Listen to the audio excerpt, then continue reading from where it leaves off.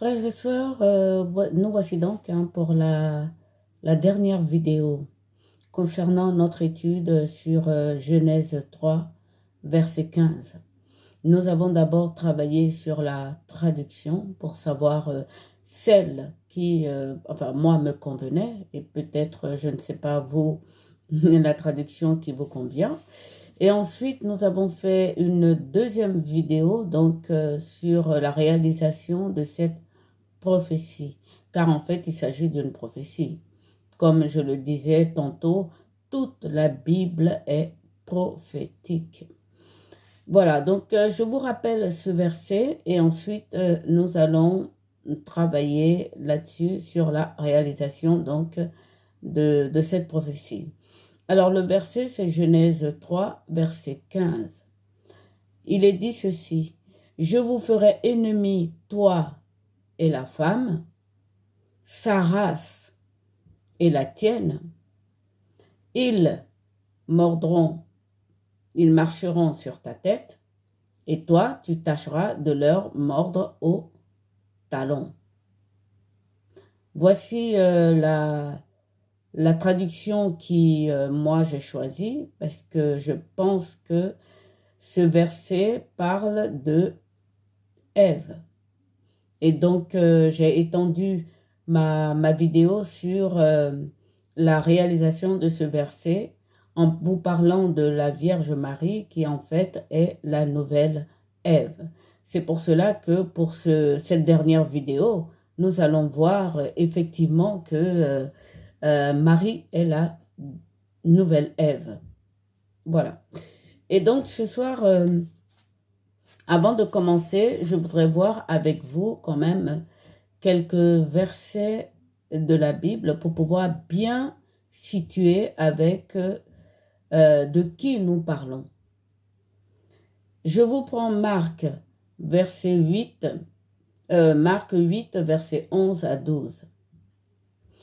Les séparés surgissent pour engager avec lui une de leurs controverses, le mettre à l'épreuve, exiger de lui un signe du ciel. Pour lui-même, il soupira, puis il leur dit: Quelle engeance! Exiger un signe, plutôt mourir. C'est une traduction. Alors, pour bien comprendre cette traduction, j'ai pris Matthieu 12, versets 39 à 40. Il leur dit ceci: Cette génération est plongée dans le mal et l'adultère, et elle réclame un signe.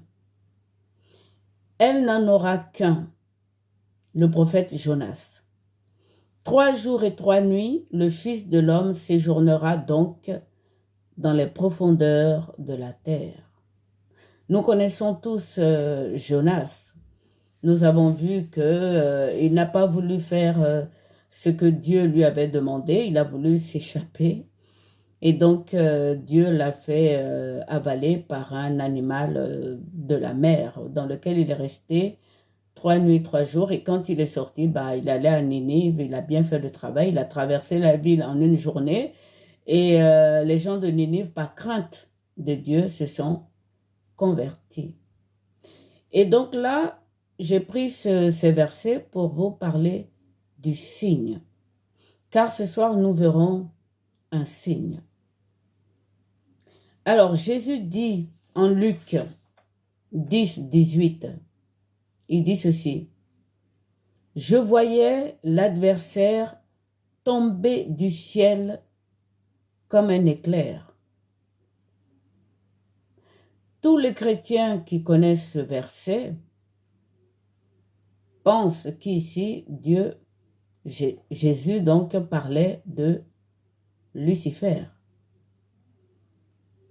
Ce n'est pas le cas. Et je m'explique. J'ai dit tantôt que l'homme luttait contre beaucoup de puissance au-dessus de lui. Dans la vidéo précédente, nous avons parlé de la Vierge Marie qui nous a révélé dans son Magnificat, un texte magnifique, que nous étions piétinés. et que Dieu faisait détrôner les souverains pour élever nous qui sommes piétinés. Et donc, lorsque Jésus-Christ dit « Je voyais l'adversaire tomber du ciel comme un éclair », beaucoup de personnes pensent tout de suite qu'il s'agit de Lucifer. Mais il ne s'agit pas de Lucifer. Il s'agit d'une autre puissance. Et nous allons le voir. Voyons pour ce qui concerne Lucifer.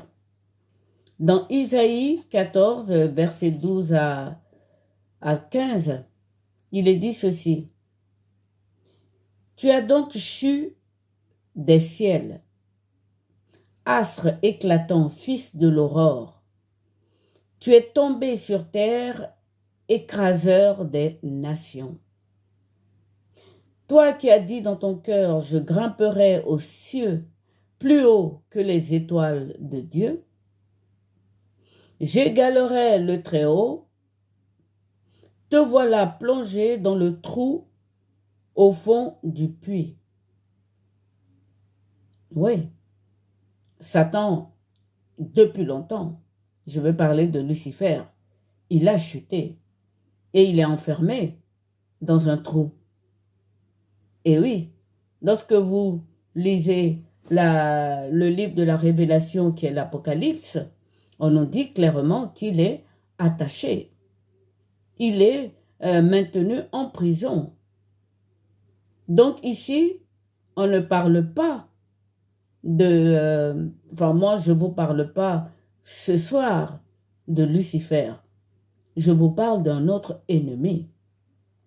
Ce que je ne cesse de dire, c'est que les gens, même moi, avant de bien lire la Bible et d'avoir des révélations, je pensais que on n'avait qu'un seul ennemi. Et pourtant, tout le monde connaît ce texte de Saint Paul qui nous dit que nous luttons contre des puissances, des seigneuries, des vertus, etc. Et là, nous avons la preuve que Lucifer, non seulement il a fait tomber un tiers des anges, mais il n'a pas fait que ça. C'est toute une puissance au-dessus de nous qu'il a amené avec lui, ou du moins qui ne nous aiment pas, qui ne nous connaissent pas et qui ne veulent pas de nous, comme enfants de Dieu. Mais Dieu nous aime. Il nous aime, la preuve c'est qu'il a mis Lucifer en prison dans un trou. Il l'a attaché. Il sera libéré vers la fin. Mais le texte que moi je vais vous lire ce soir, concernant mon étude sur la réalisation de ce verset, il ne s'agit pas de Lucifer. Il est en prison, lui. Il s'agit d'autres puissances. Et c'est ce que nous allons voir. Je continue donc. Je vais voir avec vous Job, pour que vous compreniez bien. Donc, Job 40 à 41, il est dit ceci.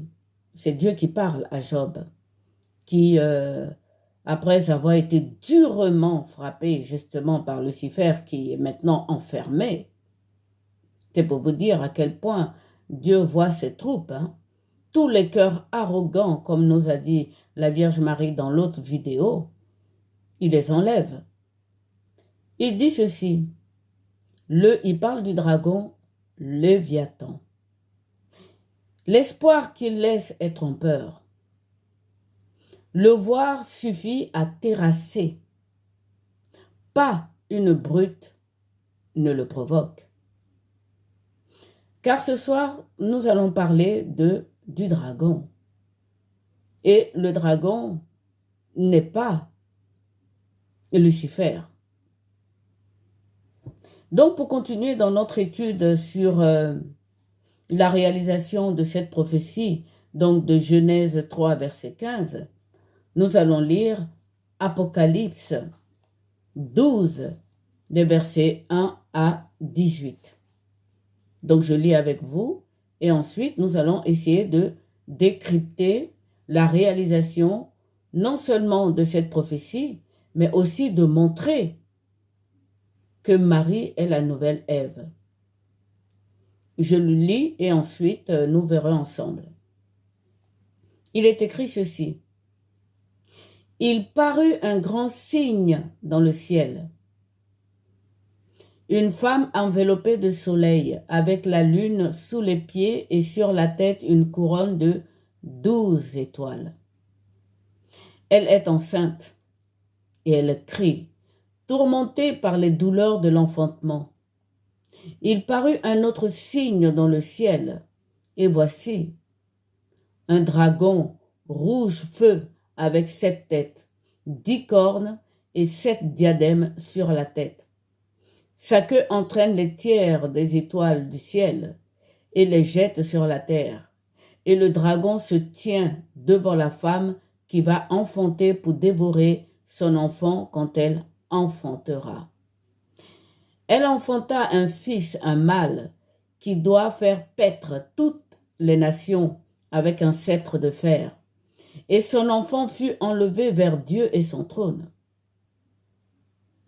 La femme fuit au désert, là où elle a un lieu préparé par Dieu pour que la même on la nourrisse 1260 jours. Survint une guerre au ciel. Michel et ses messagers firent la guerre au dragon, et le dragon et ses messagers firent la guerre, mais ils ne furent pas de force, et on ne trouva plus leur place au ciel. Il fut jeté le dragon, le grand, l'antique serpent qu'on appelle le diviseur et l'adversaire qui égare l'univers entier. Il fut jeté sur la terre et ses messagers avec lui. Et j'entendis une voix forte dans le ciel. Maintenant sont advenus le salut et la puissance, et la royauté de notre Dieu et le pouvoir de son Christ. Car il a été jeté, l'accusateur de nos frères, celui qui les accuse devant notre Dieu jour et nuit. Mais eux, ils l'ont vaincu par le sang de l'agneau et la parole de leur témoignage, et ils n'ont pas préféré leur vie jusqu'à mourir. Ainsi donc, réjouissez-vous, cieux, et vous qui y dressez votre tente.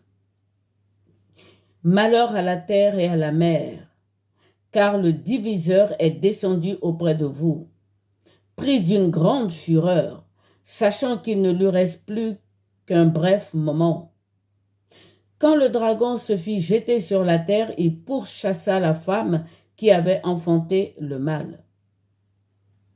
À la femme furent données les 2 ailes du grand aigle pour s'envoler au désert, en son lieu là même où elle fut nourrie un instant, des instants et la moitié d'un instant, loin de la face du serpent.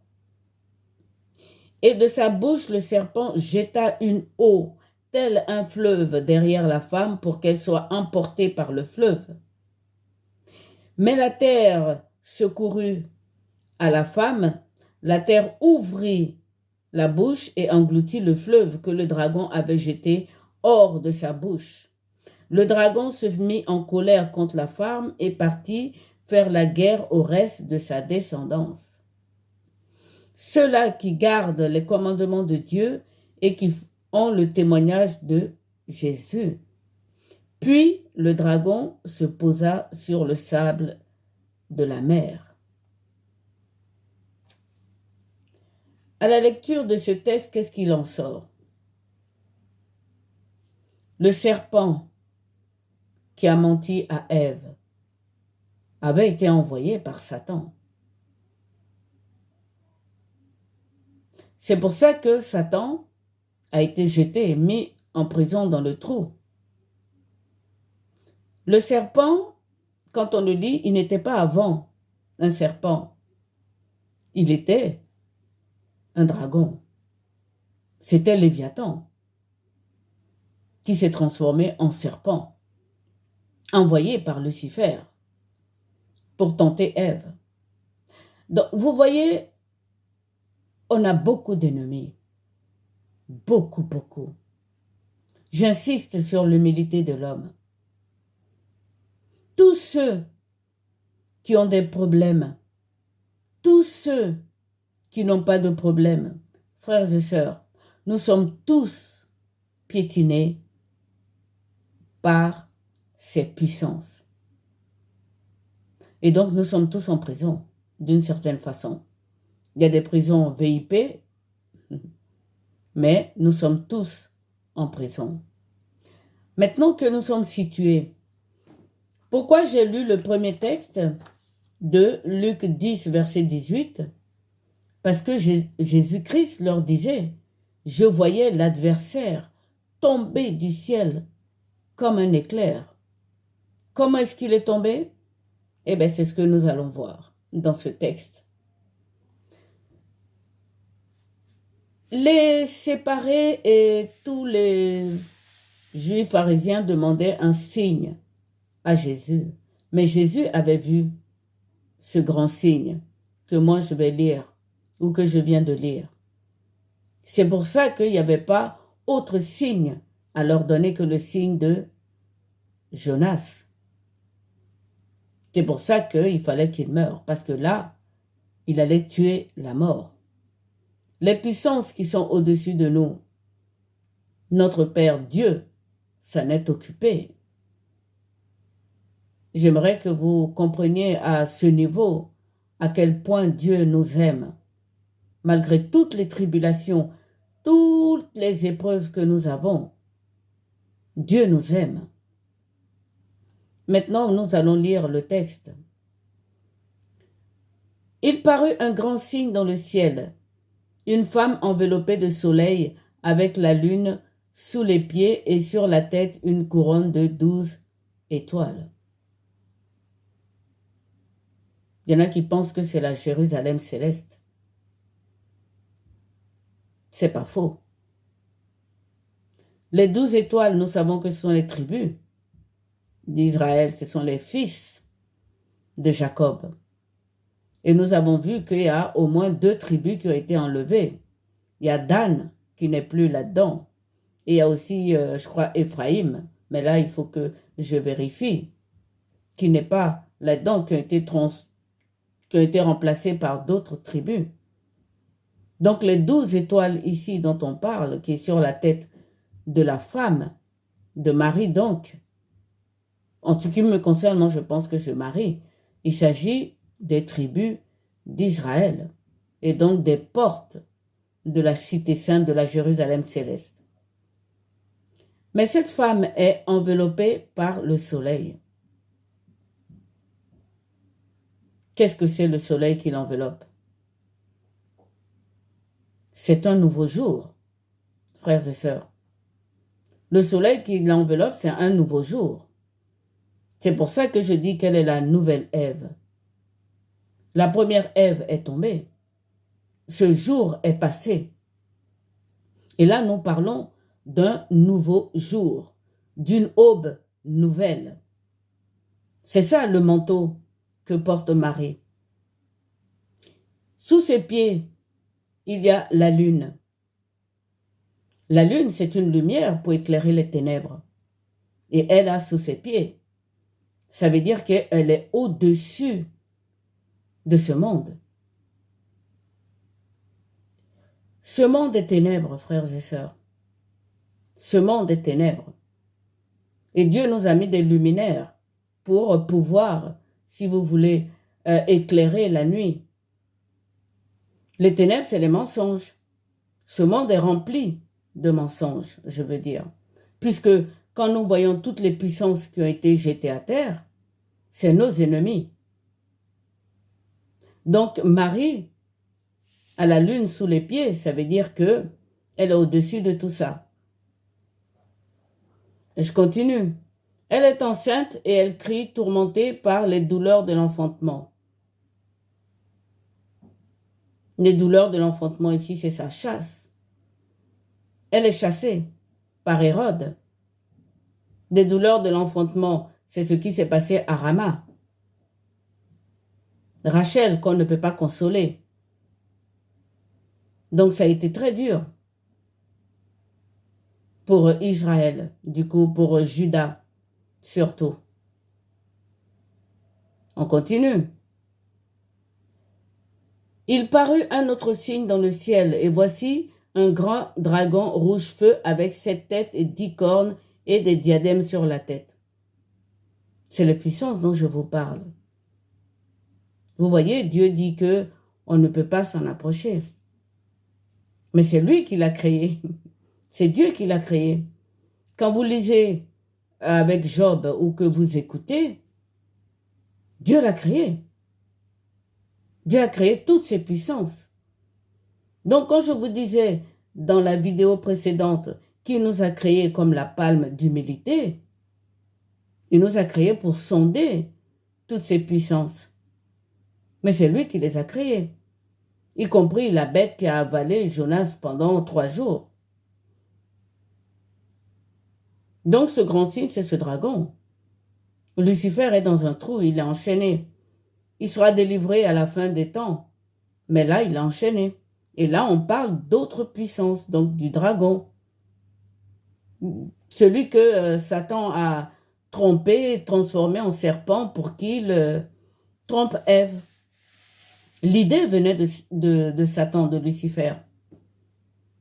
Mais le serpent, c'est le dragon. Et maintenant, nous allons comprendre comment il est foulé par terre. Quand Jésus-Christ disait « Je voyais l'adversaire tomber du ciel », il parlait bien de l'adversaire de Ève. Et c'est normal que cet adversaire s'attaque à Marie. Ici, ce texte parle de Marie. Je continue. Donc, et son enfant fut enlevé vers Dieu et son trône. Bah oui, l'enfant a été enlevé. Sinon, comment est-ce qu'il voyait l'adversaire tomber du ciel comme un éclair? Ben oui, Jésus-Christ a été enlevé au ciel. Et c'est pour ça qu'il voyait l'adversaire, donc Léviathan, le dragon, tomber du ciel, comme un éclair. Vous voyez? Je continue. La femme fuit au désert, là où elle a un lieu préparé par Dieu pour que là même on la nourrisse 1260 jours. Quand je vous disais que Marie n'a pas pu se remarier après le départ du père adoptif de Jésus, c'est bien qu'elle a été mise au désert. Comme Jean. Vous voyez, il y a des gens qui vivent au milieu de nous et qui sont en prison et on ne sait pas. Parce que notre monde, ce que nous voyons, nous, nos prisons physiques qu'on voit, il y a d'autres prisons. Comme l'ombre de la vallée de la mort, il y a des gens qui sont dans l'ombre de la vallée de la mort, mais nous ne le savons pas. Pourtant, ils sont libres, ils marchent au milieu de nous. Il y en a qui vivent un désert. On appelle ça un désert spirituel. Et ici, c'est le cas de Marie, ce n'était pas un désert spirituel, mais c'est un désert physique, comme Jean. Jean a vécu au désert. Il était avec Dieu, il ne pouvait pas vivre tout seul au désert pendant tout ce temps. Spirituellement, il était préparé pour sa mission. Et donc, Dieu a mis Marie au désert pour la protéger. Donc, elle ne pouvait pas tomber sur le coup de l'opprobre dont parle le diable. C'est pas possible. Je continue. Survint une guerre au ciel. Michel et ses messagers firent la guerre au dragon, et le dragon et ses messagers firent la guerre, mais il ne fut pas plus fort, et on ne trouva plus leur place dans le ciel. Il fut jeté le dragon, le grand antique serpent qu'on appelle le diviseur et l'adversaire, qui égare l'univers entier. Il fut jeté sur la terre et ses messagers avec lui. Et voilà. Dieu aime Marie. Marie est la nouvelle Ève. Nous sommes à l'aube d'un jour nouveau. Son manteau de soleil. Nous sommes à l'aube d'un jour nouveau, frères et sœurs. Ce qui s'est passé, c'est que quand elle a mis au monde le Fils de Dieu, donc le nouvel Adam, il a été enlevé au ciel. Et elle a été conduite dans un désert séparé du monde, loin du dragon. Et c'est là que les anges sont intervenus cette fois-ci pour le jeter à terre. Quand Jésus dit « Je voyais l'adversaire tomber du ciel comme un éclair », c'est là. Les anges aiment beaucoup la Vierge Marie. Ils ont beaucoup aimé Ève aussi. Il y a un tiers qui est tombé dans l'impudicité, on peut dire. Mais les autres qui sont restés fidèles à Dieu, je le disais dans l'autre vidéo, si je ne l'ai pas dit, je le répète. Pour ceux qui ont lu le livre d'Enoch, ou qui l'ont entendu, le livre d'Enoch, ils ont intercédé pour l'humanité en disant à Dieu d'intervenir. Et donc les anges ici soutiennent Marie et ont combattu le dragon pour la Vierge Marie. Ceux qui pensent qu'il s'agit de l'Église, ce n'est pas faux quand on en vient en nous. Mais concrètement, il s'agit de Marie. Elle a enfanté l'enfant mâle. Il a été enlevé au ciel. Et il se trouvait au milieu de Jérusalem, leur disant « Je voyais l'adversaire tomber du ciel comme un éclair. » Vous voyez, frères et sœurs, quand dans la Bible, vous lisez que quand un homme se convertit, il a la joie dans le ciel devant les anges. Ils sont avec nous. Ils sont avec nous. Je parle des 2/3. Et Dieu a vraiment fait le ménage au ciel. Vous pouvez le dire dans Isaïe. Il a dit, je vais revoir mes troupes. Et tout ça à cause de qui? De vous et moi, mes frères. De vous et moi, mes sœurs. C'est vrai qu'aujourd'hui, on parle de Ève, donc de la descendante de la race de Ève, donc des femmes, mais aussi pour les hommes. Et oui, Dieu nous aime. Et nous sommes tous humbles, nous sommes piétinés par les puissances. On n'a aucune idée de la puissance de Dieu. On n'a aucune idée de la puissance de Dieu. Parce que nous sommes faibles. Nous sommes des vases. Je continue. Donc, les anges interviennent. Saint Michel en tête. C'est pour ça qu'on dit qu'il est le prince du peuple hébreu. Il est venu en aide à la Vierge Marie. Et donc, ils ont vaincu. Ils l'ont combattu. Et il est tombé à terre. Mais alors, quand on dit qu'il est tombé à terre, c'est vrai qu'on parle du serpent tout le temps. Les autres serpents, ils sont les vrais serpents, je veux dire. Ils rampent sur le sol. Mais celui-là, c'est un dragon. Je continue. Maintenant sont advenus le salut et la puissance, la royauté de notre Dieu et le pouvoir de son Christ. Ça, on le sait, car il a été jeté. Ce n'est pas Jésus qui l'a fait, puisqu'il était encore un gamin.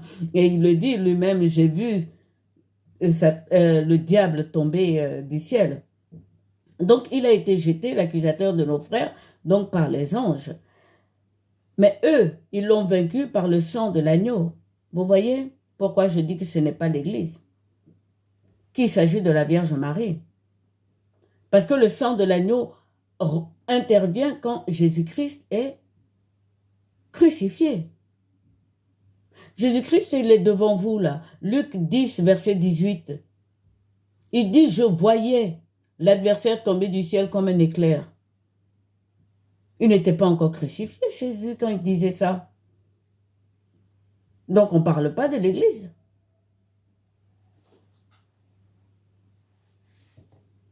On parle de Marie. Et donc, je le répète, son manteau, c'est une aube nouvelle. C'est un jour nouveau.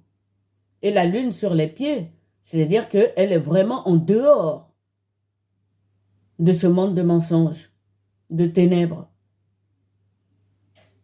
Vous voyez, frères et sœurs, Marie, c'est la nouvelle Ève.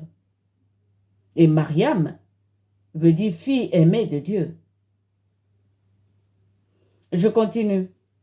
Donc ils l'ont vaincu donc par le sang de l'agneau et par la parole de leur témoignage. Ils n'ont pas préféré leur vie jusqu'à mourir. Ça, j'en parlerai dans une autre vidéo. Ainsi donc réjouissez-vous, cieux, et vous qui dressez votre tente. Donc on parle de 24 anciens, de ceux qui sont ressuscités, voilà, et de ceux qui acceptent maintenant, nous, les humains. Car il y a des humains maintenant au ciel. Voilà. Ainsi donc, réjouissez-vous, cieux, et vous qui dressez votre tente. Malheur à la terre et à la mer, car le diviseur est descendu auprès de vous, pris d'une grande fureur, sachant qu'il ne lui reste plus qu'un bref moment. 42 mois, c'est ce qui lui a été donné. Évidemment, nous, le 42 mois, c'est pas nous notre calendrier. C'est le calendrier de Dieu. Et pour lui, c'est très court. Parce qu'il était là depuis trop longtemps. Lui, il est éternel.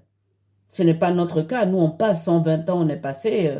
Je ne sais même pas si ça fait un jour ou même une heure pour Dieu. Vous voyez que quand on dit qu'il a été jeté sur la terre, il est dans notre ciel. Parce qu'il y a plusieurs cieux.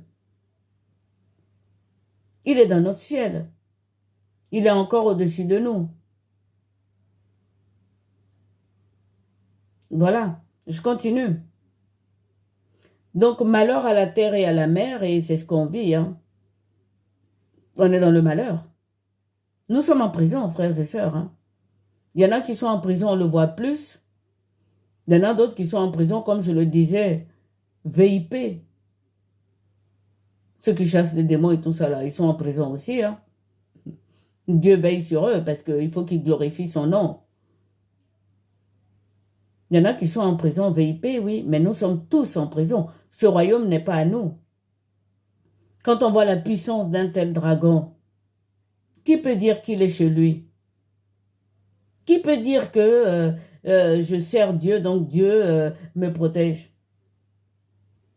Nous sommes tous en prison. Le dessein de Dieu va se réaliser jusqu'au bout. Et c'est ce qu'il a dit à Job. Qui est-ce qui noircit mon dessein? C'est pour ça que l'Apocalypse est un livre de révélation, donc de bonnes nouvelles en fait. Jésus n'est que bonne nouvelle pour nous, même si la fin, ça va être dur. Apocalypse, je dis délivrance, hein. On sera délivré. La délivrance finale. Je continue. Quand le dragon se vit jeté sur la terre, il pourchassa la femme qui avait enfanté le mâle. On parle bien de la femme, de Ève nouvelle, donc de Marie.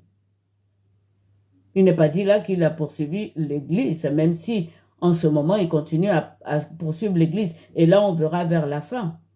Mais là, il s'agit carrément de Marie. À la femme furent données les 2 ailes d'un grand aigle pour s'envoler au désert en son lieu même, où elle est nourrie un instant, des instants et la moitié d'un instant. Donc on revient sur ce qui est dit au-dessus. Marie a été enlevée au désert. Là, quand nous on le lit comme ça, on pourra le représenter. Mais spirituellement, ça veut dire autre chose. Vous pouvez avoir des êtres qui sont en prison, je le répète, et c'est très important. On est en vie comme ça, on se promène, on se balade, mais il y en a plein qui sont en prison. Ils sont dans une prison spirituelle. Et oui, il y en a qui sont en prison de Satan. C'est ceux qui peuvent rien faire dans ce monde, qui sont en prison du dragon. Ils peuvent rien faire dans ce monde. Ils n'ont aucun fruit de ce monde. Et pour Marie, le désert, c'est à peu près la même chose. C'est-à-dire qu'elle est séparée des humains. Elle est mise à part spirituellement. Donc, je vous le confirme, Marie n'a pas eu d'autres enfants. Maintenant, vous pouvez croire à ce que vous voulez, mais c'est la preuve, là. C'est vrai que la Bible, c'est une prophétie. C'est une parabole, si vous voulez. Et donc, quand on dit que quelqu'un est dans un désert, il y en a qui ont expliqué, hein, ça s'appelle la nuit spirituelle. Pour nous, quand arrivé à un certain moment, on ne peut plus prier. On connaît la Bible, on n'arrive plus à méditer. On dit qu'on est dans une prison, mais ce n'est pas la même prison que Marie. Il est dit, on lui a donné les ailes de l'aigle quand même, pour qu'elle s'élève au-dessus de ça. Elle était comme Jean, enfermée au contraire spirituellement par Dieu, vivant seulement dans le monde spirituel. Voilà ce que ça veut dire le désert ici, et c'est très important. Beaucoup d'entre nous ont refusé cette présence spirituelle de Dieu. Il est écrit dans le livre que Dieu cherche quelqu'un. Il cherche des humains pour faire ce travail du désert spirituel, mais il n'en trouve pas. Parce que nous sommes déjà en prison. Jésus-Christ dit, j'aime trop le Christ. Il le dit, chaque jour suffit sa peine. Mais Dieu a besoin de nous. Et donc, trouver des gens pour les envoyer au désert, comme Jean, comme Marie, c'est très rare. Mais Dieu en cherche des gens qui se tiennent à la brèche. Et c'est le cas de Marie ici. Et ça a été le cas de Jean. Et je continue. Donc là, vous voyez que on parle bien de Marie, on parle bien de la femme. Et maintenant, je vais vous montrer la haine que le dragon avait pour Marie. Lisons. Et de sa bouche, le serpent jeta une eau, tel un fleuve derrière la femme pour qu'elle soit emportée par le fleuve. Quand j'ai vu cette parole, j'étais comme vous, comme la plupart des gens. Je me disais, mais pourquoi dans les films on nous dit que le dragon a le feu dans la bouche, ici il n'a que de l'eau, ouais, t'as été abattu par terre, t'en as que de l'eau dans la bouche, t'as pas le feu et tout. Et là, j'ai reçu la révélation. C'était de l'eau bouillante, frères et sœurs. Vous voyez la haine du serpent, donc du diable qui est dans le trou, et de toutes les puissances contre nous. C'était de l'eau bouillante. Et maintenant, tenez-vous bien. Pourquoi il a envoyé cette eau bouillante à Marie? Il y en a qui diront, elle sait nager. Face à l'eau de la bouche du dragon, je veux dire de l'eau spirituelle, aucun homme ne sait nager. Et je vous explique pourquoi. Nous sommes des vases, frères et sœurs. Nous sommes de terre. Ce n'est pas la vase cuite. mais c'est la vase humide de l'eau, c'est-à-dire la terre mélangée à l'eau. Nous sommes de l'humus. Lorsqu'un potier fait un vase, que ça ne lui plaît pas, il le remet dans l'eau. Frères et sœurs, il le remet dans l'eau tiède, dans l'eau chaude, pour retrouver la terre. Et c'est ce que le dragon voulait faire à Marie.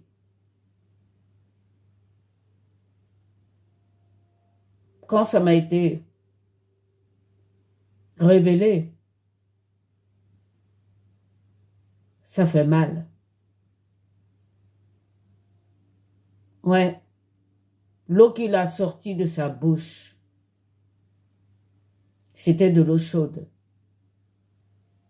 pour effacer Marie de la terre, pour qu'elle redevienne la boue que Dieu avait pris pour créer Adam. Vous voyez la haine qu'ils ont contre nous. On ne peut pas comprendre nous. On ne peut pas comprendre la haine qu'ils ont pour nous. Ils ne nous aiment pas. Les puissances de Dieu.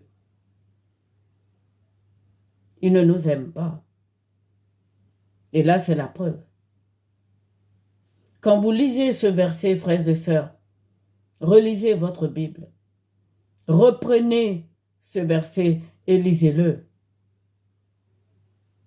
Le dragon a sorti de sa bouche une eau chaude pour faire fondre Marie. Parce qu'elle était une créature magnifique. Elle était habillée de soleil, avec la couronne de 12 étoiles sur la tête.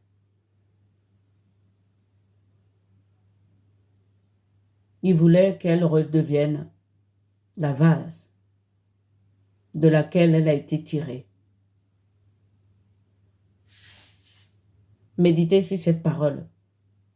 Respectez la Vierge Marie. Elle en est digne. J'ai des frissons rien qu'à en parler. Mais je vais continuer. Mais la terre porta secours à la femme. La terre ouvrit la bouche et engloutit le fleuve que le dragon avait jeté hors de sa bouche. Lorsque nous parlerons de l'humilité, nous parlerons de la terre. Elle est avec nous dans ce combat. Elle a soutenu la Vierge Marie, comme les anges aussi. Les 2 tiers qui sont restés dans le ciel sont avec nous. Oui, la terre dans laquelle nous sommes tirés est fidèle à nous. Ouais, la terre est fidèle à nous. Frères et sœurs, la terre nous est fidèle. Je continue. Le dragon se mit en colère contre la femme et partit faire la guerre au reste de sa descendance. Là, on parle de l'Église, là. Vous voyez, l'Église arrive à ce niveau. Au début, on parlait de la femme, de la nouvelle Ève, de Marie. Ceux-là qui gardent les commandements de Dieu, vous voyez bien, les commandements, les 10 commandements.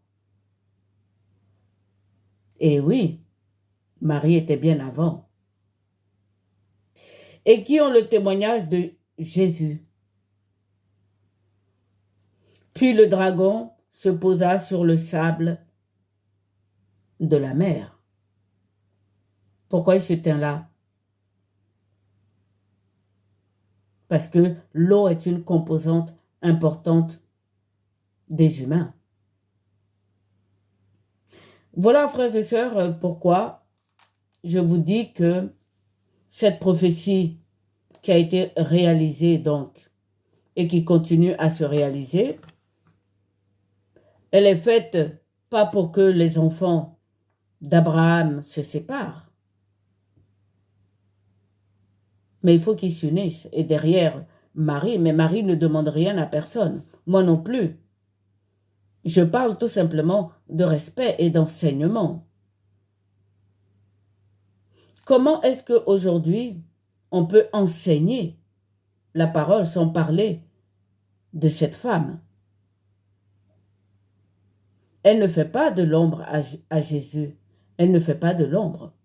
Au contraire, elle prouve l'humanité de Jésus, l'amour de Dieu et l'amour de Jésus pour nous, les vases. Je vous disais que Jésus-Christ n'est pas de la descendance de Ève. Nous, qui avons la foi, puisque là nous sommes dans le milieu de la foi, nous sommes la descendance d'Abraham, il est père, et Marie est mère de la foi. Je sais que on dira, oh, peut-être c'est parce que je suis une femme que je dis ça. Oui.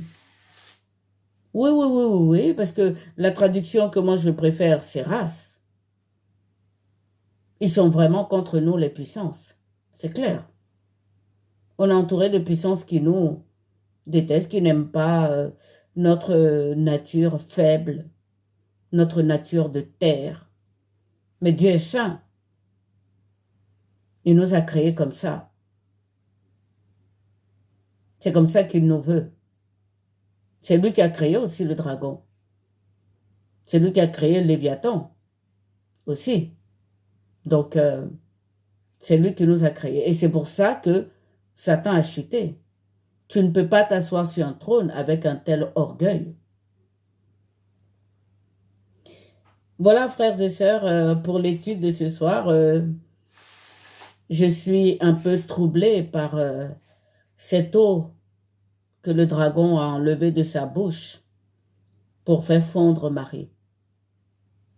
Qu'il n'en soit pas ainsi pour les enfants d'Abraham. Toutes les femmes qui se lèvent pour évangéliser, elles le doivent à Marie. Il faut qu'elles en parlent de Marie. Moi, j'en ai parlé et j'en parlerai certainement parce qu'on ne peut pas parler d'humilité sans parler de Marie. On ne peut pas dire que Dieu est famille, relation sans parler de Marie. Et donc, je le répète, Jésus-Christ est le Fils bien-aimé de Dieu. On l'a entendu. Il l'a dit lors du baptême. Il a dit lors de la transfiguration. Celui-ci est mon Fils bien-aimé, en qui je me suis complu. Lorsque nous lisons cet épisode du dragon qui poursuit la femme et que les anges sont venus secourir la femme et que la terre a ouvert sa bouche pour boire cette eau et que Jésus-Christ lui-même a témoigné en disant « J'ai vu l'adversaire tomber du ciel comme un éclair ». Marie est la fille bien-aimée de Dieu. J'aimerais finir avec 1 Corinthiens 12, le verset 22 à 26, mais tous les évangélistes le connaissent. Donc, voilà. Donc, qu'est-ce qu'il est dit là? Les membres du corps qui paraissent les plus faibles sont bien plus nécessaires encore. C'est spirituel. C'est ce que Jésus-Christ a dit à Saint Paul quand il lui a demandé de lui enlever le démon. Il a dit, ma puissance se déploie dans la faiblesse.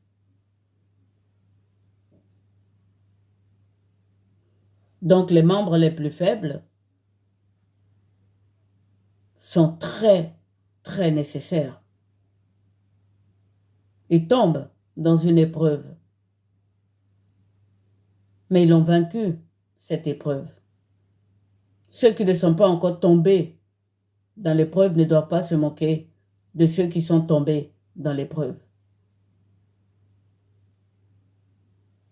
Je le dis non seulement pour les Juifs, nos frères, qui ont beaucoup souffert, mais aussi pour la grande sœur de l'Église, et même parmi vous, les évangélistes, il y a beaucoup de faux pasteurs.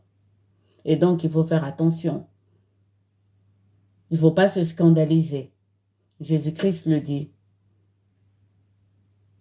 Je continue. Mais Dieu a disposé le corps en donnant plus d'honneur à ceux qui en manquent. Tout le monde comprend. Un membre souffre et tous les autres membres souffrent avec lui. Un membre est glorifié et tous les membres se réjouissent avec lui. Ce sera le mot de la fin pour moi. Pour l'étude de ce verset de Genèse 3, verset 15. Nous sommes en guerre, frères et sœurs. Nous sommes tous en prison. 1 Pierre 2, verset 17. Honorez tout le monde. Aimez les frères. Craignez Dieu. Honorez le roi. Bonsoir et merci de m'avoir écouté.